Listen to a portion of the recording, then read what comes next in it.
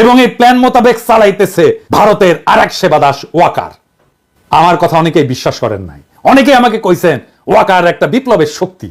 এখন দেখেছেন তো, এখন দেখেন ভারতের সেনা প্রধান বলে তার সাথে নাকি অন্তর্বর্তীকালীন সরকার গঠনের পুরা সময় জেনারেল ওয়াকারের সাথে যোগাযোগ ছিল। অর্থাৎ ওয়াকার সাহেব যখন রাজনৈতিক নেতাদের নিয়ে অন্তর্বর্তীকালীন সরকার গঠনের চেষ্টা করতেছিলেন, তখন তিনি নিয়মিত ভারতের সেনা প্রধানের সাথে যোগাযোগ রাখতেছিলেন, রাষ্ট্রদ্রোহী কাজ করছেন তিনি। ওয়াকার সাহেব হয় আপনি বিপ্লবের স্পিরিট ধরতে পারেন নাই এবং হাসিনার আমলের অভ্যাস 2 দিনে ছাড়তে পারেন নাই, অথবা আপনাকে ভারতের সেনা প্রধান ফাঁসাইয়া দিছে যাতে বাংলাদেশের সেনাবাহিনীর সর্বোচ্চ নেতৃত্ব বিপ্লবের বিপক্ষে কাজ করতেছে এটা জনমনে ছড়ায় দেওয়া যায়।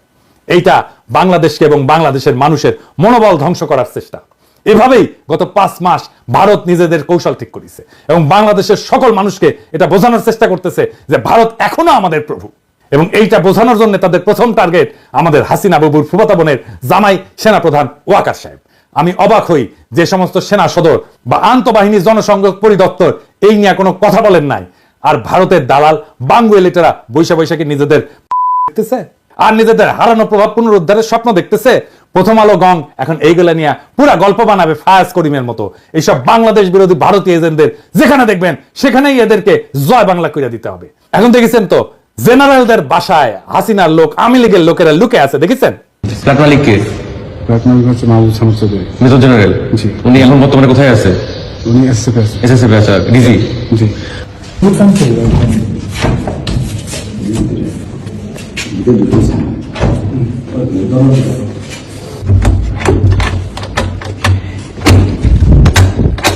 এক্সকিউজ মি, কেউ যদি থেকে থাকেন আসেন, কথা বলেন, বের হন, নাহলে আমরা কিন্তু দরজা ভাঙতে বাধ্য হব।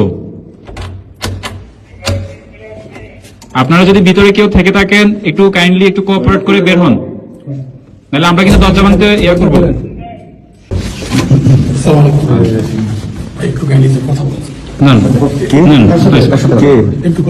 বলেন কি? আমি তো স্যার আসেন সামনে আসেন, সামনে আসেন।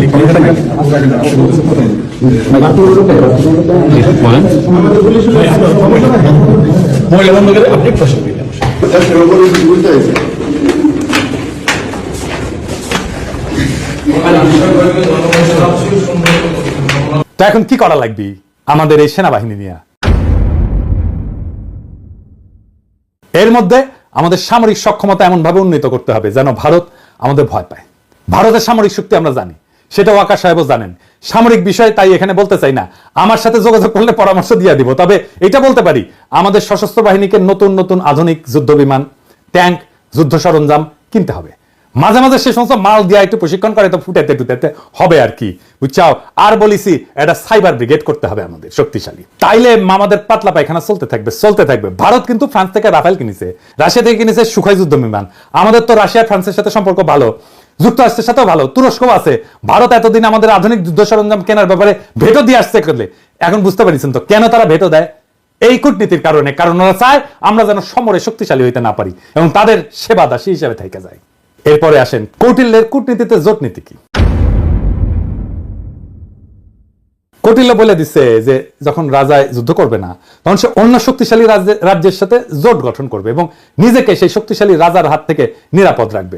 ভারত কিন্তু এই কামটাও ঠিক মতো করে, মানে কৌটিল্যকে মাইনে চলে আর কি। এই যেমন ধরেন ভারতের সামরিক সহযোগিতার সম্পর্ক আছে রাশিয়া, ইসরায়েল আর যুক্তরাষ্ট্রের সাথে। এই 3 দেশ চাইলে যে কোনো সময় ভারতকে জয় বাংলা করে দিতে পারে। আবার লক্ষ্য করলে দেখবেন যে এই 3 দেশের সাথে যাদের শত্রুতা, ভারত কিন্তু তাদেরকে শত্রু মনে করে। এই 3 দেশের কমন শত্রু হইল মুসলিম দেশগুলা। ভারত এদের সাথে সন্ধি করার মানে হইল ভারত এদের সাথে মিলা মুসলিম বিরোধী শক্তি গঠন করতে চায়। ভারত এইসব দেশ থেকে সমরাস্ত্র কেনে, এদের সাথে মিলিটারি তথ্য আদান প্রদান করে। আমরা হয়তো ইসরায়েলের সাথে সম্পর্ক করতে না পারলেও বাকি 2 দেশের সাথে পারবো, সেই অবস্থা আমাদের আছে। আবার কাঁঠাল রানী যেইভাবে আমেরিকার সাথে সম্পর্ক খারাপ করেছিল, তাতে এটা পরিষ্কার যে হাসিনা ভারতের নীল নকশা বাস্তবায়ন করেছে যেন বাংলাদেশের সাথে আমেরিকার সম্পর্ক ভালো না থাকে। আমরা এদের সাথে সম্পর্কের পাশাপাশি চীন, পাকিস্তান, সৌদি আরব, ইরান, তুরস্কের সাথে সামরিক সম্পর্ক তৈরি করব। এরা কেউ ভারতের সাথে সন্ধি করবে না, কিন্তু আমাদেরকে এরা ভালোবাসে, ঠিক কিনা বলেন? আমাদের সাথে সন্ধি করবে। এই সন্ধিগুলা হইলে তখন দেখবেন যে জয়শঙ্কর বাবাজি আর অজিত দোভাল কিভাবে দৌড়ের উপরে থাকে। আমাদের সামরিক কেনাকাটাগুলা আমরা এইসব দেশ থেকে করব। আর আমেরিকা, রাশিয়াকে সাথে নিতে হবে, এরা কিন্তু হিসাবী দেশ। এদের থেকে সমরাস্ত্র না কিনলে এরা আপনাকে কোনো সাপোর্ট দিবে না। ভারতে রাফায়েল আছে, আমরা F-16 কিনতে পারি, আবার ফ্রান্সের রাফায়েল অথবা রাশিয়ার সুখয় কিংবা চীনের চেংদু J-10 চার্লি কিনতে পারি, তাই না? তবে ফ্রান্সের রাফায়েল কিনলে আমি অনেক খুশি হমুনি, তাই না? আমাকে এত আশ্রয় দিছে না ফ্রান্সের সরকার, ওদের কিছু করা লাগে না, আমাদের তো একটা দায়িত্ব আছে, কি বলেন? তো রাফায়েল কিনলে পিনাকি দাদা খুশি হয়ে যাবেনি, বুঝছাও? তো শুনেন, কেনা লাগবি না এখনই, খালি কেনার আলাপ শুরু করে দেন, দেখবেন ভারতের সীমান্তে কাঁটাতার বসানো থেমে যাবে। আমি গ্যারান্টি দিচ্ছি, লিখে দিচ্ছি, না হইলে আমার এসে কইেন। আলাপ শুরু করেন খালি, দেখেন তাদের রাষ্ট্রদূতের দৌড়াদৌড়ি শুরু করে দিবে ওই দেশে, তখন ওরাও ভারতকে তাদের ব্যবসার মধ্যে না আসার পরামর্শ দিয়ে বসায় দিবে। পাকিস্তানে আমাদের সামরিক কর্মকর্তাদের সফর একটা ভালো সংবাদ শুনলাম, তাদের থেকে J-71 যুদ্ধ বিমান কেনার আলাপ চলতেছে, বাংলাদেশ কিনলে তারা খুশি হবে, দক্ষিণ এশিয়াতে ভারত একটা সিপাই থাকবে। এইবার আসেন কৌটিল্যের দ্বৈত নীতি, এই জিনিসটা আবার কি? এটা সবচেয়ে মজার থিওরি। এটার মধ্যে একজন রাজা একই সময় একজনের সাথে যুদ্ধ আর একজনের সাথে সন্ধি, বুঝছাও? মানে হইলো ভারত একসাথে দুইটা যুদ্ধ করতে পারবে না, করবেও না, কখনোই না। দেখবেন যখন পাকিস্তানের সাথে যুদ্ধ খেলে তখন অন্য কারোর সাথে সেই খেলা দেখায় না। গত 16 বছর তো আওয়ামী লীগ ভারতকে বাম্পার সুবিধা করে দিছিল, বাংলাদেশ তো তাদের দখলেই ছিল, তাই না? ভারত নিশ্চিন্তে অন্যদের সাথে ঝামেলা করে গেছে, এখন তো সেই মজা আর নাই। এখন আমরা ভারতের শত্রু সকল দেশের সাথে আলাদা আলাদা করে সম্পর্ক তৈরি করব। আধুনিক বিশ্ব ব্যবস্থায় সম্পর্কের অন্যতম মাধ্যম হইল ব্যবসা এবং বাণিজ্য, এই সম্পর্ক জোরদার করা। এবার আসেন আমাদের ভারত নীতি কেমন হবে, কি দিয়ে আমরা ভারতকে সাইজ করতে পারবো, ওরা দৌড়ের উপরে রাখতে পারবো, প্রত্যেকদিন দাবরানির উপরে রাখতে পারবো, এটা আমাদের জানা দরকার না? আসেন দেখি। অনেকে মনে করে আমরা ছোট দেশ, ভারত ছাড়া আমরা চলতে পারবো না, আরামজাদা চলতে পারি কিনা তুই দেখ আমাদের দায়িত্ব দিয়ে দেখ পারি কিনা। আমি প্রফেসর ইউনূসকে কইব যে আপনি অনতিবিলম্বে সার্কের কার্যক্রম চালু করেন, দরকার হলে বাংলাদেশ সম্মেলনে ডাক দিবে, আয়োজন করবে, এতে সকল দেশের সাথে বাংলাদেশের সম্পর্ক উন্নত হবে। ভারত আসতে যাবে না জানি, কারণ তারা পাকিস্তানের সাথে এক টেবিলে আলোচনায় বসবে না, আমাদেরকে এই সুযোগটা দিতে হবে। এই জন্যই আমরা ভারতকে ছাড়াই সার্কের কাজ শুরু করব। দক্ষিণ এশিয়াতে ভারতের মহাজনগিরি ছুটাই দিতে হবে। দক্ষিণ এশিয়াতে পাত্তা না পেলে ভারতকে আর কোনো দেশই পাত্তা দিবে না। ভারত নিজেদের অনেক বড় হ্যাডম ভাবে, দেখেন তাদের পররাষ্ট্রমন্ত্রী কি বলে। I mean, I think I'm 1/5 of the world's population. I am what today the 5th or 6th largest economy in the world. I mean, forget the history, civilization bit. Everybody knows that.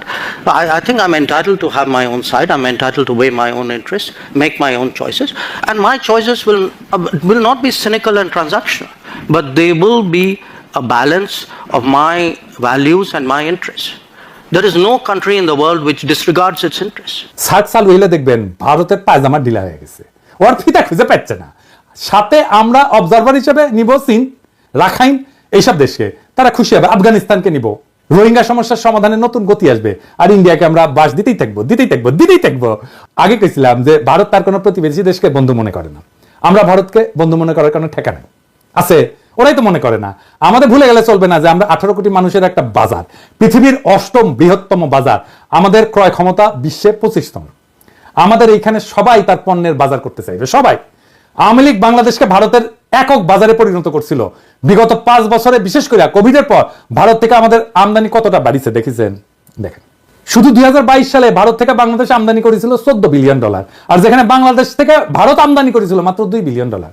মানে হইলো হাসিনা বাংলাদেশের টাকায় ভারতের Covid থেকে হওয়া ক্ষয়ক্ষতি মিটানোর ঠিকানি ছিল, না হলে ভারতের এত দুঃখ কারণ দেখি না। ভারতের সাথে আমাদের ব্যালেন্স অফ ট্রেড হবে সমান সমান, লাগলে আমাদের পক্ষে বেশি হবে, কারণ ভারতের জনগোষ্ঠী আমাদের 10 গুণ, আমরা যা ভারত থেকে কিনবো ভারতের আমাদের 10 গুণ কিনতে হবে আমাদের কাছ থেকে। ভারত আমাদের থেকে সমান সমান আমদানি না করলে আমরা ভারত থেকে পণ্য আমদানি বন্ধ রাখবো। ভারত থেকে আমরা সবচেয়ে বেশি আমদানি করি তেল, তুলা, পশুখাদ্য, মোটরযান ইত্যাদি। এইগুলো আমাদের নিকটবর্তী দেশগুলো থেকে সহজে আমদানি করা সম্ভব। আমরা এই সেক্টরগুলোতে চোখ রাখবো, আর এই সেক্টরগুলোতে ভারত থেকে আমদানি বন্ধ না করা হইলে আমরা দরকার হলে রাস্তায় নামবো, আবার সংগ্রাম করব। মেসেজ ক্লিয়ার, ভারতের একচেটিয়া আমদানি বাদ, লাগলে চীন থেকে আমদানি হবে, লাগলে রাশিয়া থেকে আমদানি হবে, ওদের সাথে ব্যালেন্স অফ ট্রেডের অবস্থা ভালো না। তবে ভারতের শত্রু আমাদের বন্ধু হইতেই পারে, আর আমাদের সাথে ফাইজলামি করলে আমরা চীনকে দিয়ে ভারতের কান চুলকাইতে পারবো। তখন ভারত বুঝবে যে কৌটিল্য আমরা বুঝে গেছি, বুঝছাও।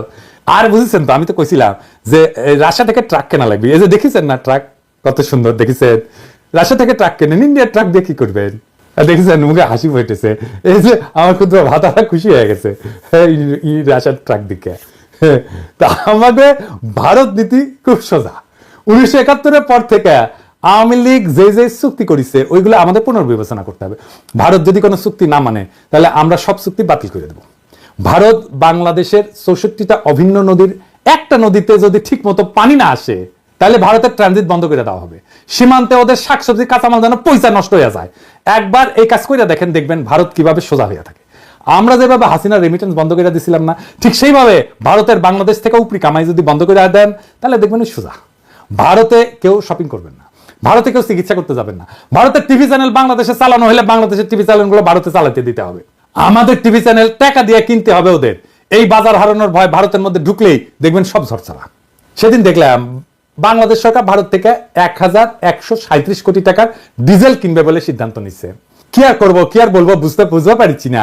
জুলাই বিপ্লবের পরে আমাদের প্রায় 2000 ছাত্রছাত্রী প্রাণ হারাইলো ভারতের সেবাদাসী হাসিনার পুলিশের গুলিতে। এখন আমাদের ডিজেল কেনার জন্য আর ভারত ছাড়া কাদের চোখে পড়ে না। তো এই জ্বালানি উপদেষ্টার সাথে আমার অনেক বন্ধু বান্ধব ওনারা সম্মান টম্মান করে, সেজন্য কিছু কইছিলাম না এতদিন। কিন্তু বুঝেন জ্বালানি উপদেষ্টা সাহেব, কামটা আপনি খুব খারাপ করেছেন। আপনারা ওয়ার্নিং দিলাম, ডিজেল কেনার জায়গা পান না আপনি। হ্যাঁ, আরো তো 6টা দেশ থেকে তো ডিজেল তেল কিনতেছেন। এই যে দেখেন তো ওই 6 দেশ থেকে ডিজেল কেনা যেত না কেন? ভারত থেকে তেল কেনার দরকার পড়লো। কুরকুরানিটা কই? জ্বালানি উপদেষ্টা সাহেব, আপনাকে জাতির সামনে এই প্রশ্নের উত্তর দিতে হবে। সামে সিকনে প্রচুর কাম করিচ্ছেন কলে, নাইলে বিপ্লবী জনতা আপনাকে কেন বিশ্বাস করবে? ইউনূস স্যার, আপনি কি এই ব্যাপারে জানেন নাকি বিএনপির সাথে সমঝোতা হওয়ার পর এখন বিএনপির চাপে আপনারা এই সিদ্ধান্ত নিতেছেন? নিলে জানান। আমরা তো আছি, যেই দল গত 10 বছরে মুরগির ক্ষোভ থেকে বাইরে যেতে পারে নাই, সেই দল এখন নিজেদের জুলাই আন্দোলনের মাস্টার মাইন্ড বলে। আবার ক্ষমতা আসার জন্য ভারতের সাথে আতাত করে, যেন ভারতের প্রভুত্ব বাংলাদেশে টিকে থাকে। এমনিতে আপনাদের জনসমর্থন কেমন এটা তো বুঝতে পারছেন। মানে ওই দলকে কইতেছি যে আসতে চাই ক্ষমতায়, তারপরে যদি ভারতের দাস হিসেবে পরিচিত পান তাহলে ক্ষমতা আসলে সে ক্ষমতা ধরে রাখতে পারবেন না। হাসিনারে নামাইতে যদি 36 দিন লাগে, আপনারা 36 ঘন্টায় নামায় দেওয়া যাবে। খুব সাবধান, এটা ইন্টারনেটের যুগ, উন্নত প্রযুক্তির দুনিয়ায় কিন্তু সরকার চালানোর অভিজ্ঞতা আপনাদের নাই। আমরা জানি কিভাবে কি করতে হয়, আপনাদের চেয়ে আমরা অনেক ধাপ আগে। আমাদের সাথে পরামর্শ করেন, নইলে কি করতে গিয়ে কি খায়া ফিরে আসবেন তা কিন্তু বুঝতে পারবেন না। ভারতে আমাদের সব কাজ স্লো করে দিতে হবে, দূতাবাসে আমাদের লোকের সংখ্যা কমাই দিতে হবে, পররাষ্ট্র উপদেষ্টা এই জিনিসটা ভালো করে খেয়াল রাখবেন। ওই লোক দিয়ে আমাদের আসন্ন বন্ধু দেশের মিশনগুলোকে শক্তিশালী করেন। ভারত আমাদেরকে ভিসা না দিলে আমরা ভিসা দিব না। আমাদের দূতাবাসে আক্রমণ করলে আমরা ওদের শান্তিতে থাকতে দেবো না। ইউনূস স্যার তো ভদ্র মানুষ, আপনি না পারলে আমাদেরকে বলবেন, আমরা আমার ক্ষুদ্র ভাতা এবং ভগিনীরা ভারতের পাশে আগুন ধরাই দিবে, লাগলে জায়গা মতো আগুন ধরাই দেবো। আমাদের কোন সরকারি কর্মকর্তা ভারতে প্রশিক্ষণে যাবে না। কেন যাবে না জানেন? আসেন বলি। কারণ এইসব প্রশিক্ষণ দিয়ে এতদিন ভারত আমাদের সব অফিসারদের প্রোফাইল বানিয়েছে, বুঝছেন? তাদের কার কি পছন্দ অপছন্দ, কারে পয়সা দিলে হবে, কারে মেয়ে ধরাই দিতে হবে, তা সব জানে এবং এই কাজ করেছেও। কিন্তু এই যে সানিউল কাদের দেখেছেন না, ধরা খেয়েছিল, তারা ইউএনএদেরকে ডিসিদেরকে নিয়ে গেছে দেরাদুনে, কূটনীতিকদেরকে পড়াইছে দিল্লিতে। তাই আমাদের সরকারি অফিসারদের, বিশেষ করে যারা ভারতের প্রশিক্ষণ নিছে, তাদের শুদ্ধি পরীক্ষা নিতে হবে এবং এরা সব কয়টা বিক্রি হয়ে গেছে। আমাদের অফিসাররা ভারতে প্রশিক্ষণে গেলে তাদের অফিসারদেরকেও আসতে হবে এখানে। এটা অবশ্য ফরেন সার্ভিস একাডেমি করে, তবে এটা আরো বেশি করা দরকার। ভারতের অফিসারদের প্রোফাইল তৈরি করতে হবে এবং এর একই সাথে আমাদের চরিত্র ঢিলা অফিসারগুলো আছে না, ওদের আপাতত কাজ করাবার পদায়ন থেকে বিরত রাখতে হবে। নইলে তারপর 2 পেগ মেয়েরা আবার হোয়াটসঅ্যাপে ফ্যান খুলে দিবে, ভারত সেই সমস্ত ছবি জোগাড় করে তাদের দিয়ে গুপ্তচরগিরি করাবে, বুঝছো? এটা ওদের একটা পলিসি করে। এখন আপনারা যেহেতু ভদ্রলোক, সেই জন্য সুশীল, সেই জন্য আপনারা ওদেরকে দূরে রাখেন যাদের চরিত্র ঢিলা। আমি যদি ফরেন মিনিস্টার হইলাম তাইলে ওই হানি ট্র্যাপ ফেলা ইন্ডিয়ার মায়াগরে তাদের ডাবল প্রমোশন দিলাম। ইন্ডিয়া হানি ট্র্যাপে ফেলানো ছাড়া আর কিছু পারে না। তাই তাদের এই হানি ট্র্যাপ আইডিয়া জয় বাংলা করে দিতে হবে। ধরুন কইতে পারবেন, পারলে আরো পাঠা, তোর দেশে মায়েরা আমার কাছে আসে কেন, তুই পারিস না, তো আমি তোরে সাহায্য করতেছি, আরো পেটে দিস, বান্দা হাজি। সেই দিন তাদের এই অস্ত্র আর কাজ করবে না। তাদের দর্শন, তাদের ফিলোসফি তাদের বিরুদ্ধে প্রয়োগ করা লাগবে। তখন কইবেন যে পিনাকি যা কইছিল তার কতটা সত্যি, যদিও পিনাকি বাংলাত কইছে, বগুড়ার ভাষাত কইছে, তাও কলে এটা সত্য কইছে। তাই ভারতে আমাদের সকল সরকারি কর্মকর্তার ট্রেনিং বন্ধ, একেবারে ফুল স্টপ। এবার আসেন শেষ কথা। পররাষ্ট্রনীতিতে শেষ কথা বলে কিছু নাই। এক দেশ নিয়ে পলিসি করাটাও বিপজ্জনক। এক দেশের সাথে সম্পর্ক স্থাপন করা শুধু সেই 2 দেশের ব্যাপার না, অনেক বিষয় মাথায় রাখতে হয়। তবে ভারত যেহেতু স্পেশাল ভাবে আমাদের গত 53 বছর লুট করে গেছে, তাই আমাদের এখন সময় আসছে ভারতকে নিয়ে ভাবার, নতুন কইরা পলিসি তৈরি করার। কৌটিল্য ভারতের আইডিওলজিক্যাল গুরু বলে, তবে এমন গুরু ওদের অনেক আছে, কিন্তু কৌটিল্যের ব্যাপারটা একটু আলাদা। তাই ইউনূস স্যারকে আমি বলবো, আপনাদের সব সরকারি কর্মকর্তাদের কৌটিল্য পড়ান, বই পড়তে বলেন, পরীক্ষা নেন। ভারত যেভাবে আমাদেরকে সাইকোলজিক্যালি করাপ্ট করেছে না, আমরা এখন ওদের সাইকোলজি শিখবো তাদেরকে ডি করাপ্ট করার জন্য। আজকেই আর ফল আসবে না, কারণ সরকারে তাদের অনেক গোপন সেবাদাসী আছে। তবে এইভাবে আগেলে আশা করা যায় আমরা 5-10 বছরের মধ্যে আমাদের হারানো মেরুদণ্ড আবার ফিরে পাবো। আর আওয়ামী লীগ হইল ভারতের দাস, দেশের শত্রু। এটা আজ আবার প্রমাণ করলাম, এটা দর্শন দিয়া করলাম। এইবার অনেকে তো বলে যে পিনাকি না বুঝেই বলে, তাদের জন্য সমালোচনার আহ্বান রইল। ভারতের পররাষ্ট্রনীতি আমি যেভাবে খুলে দেখাই দিলাম, এটার বাইরে কোনো কথা আছে কিনা? ভারত নিয়ে যে দালালি করবে তাদের কলে খবর আছে।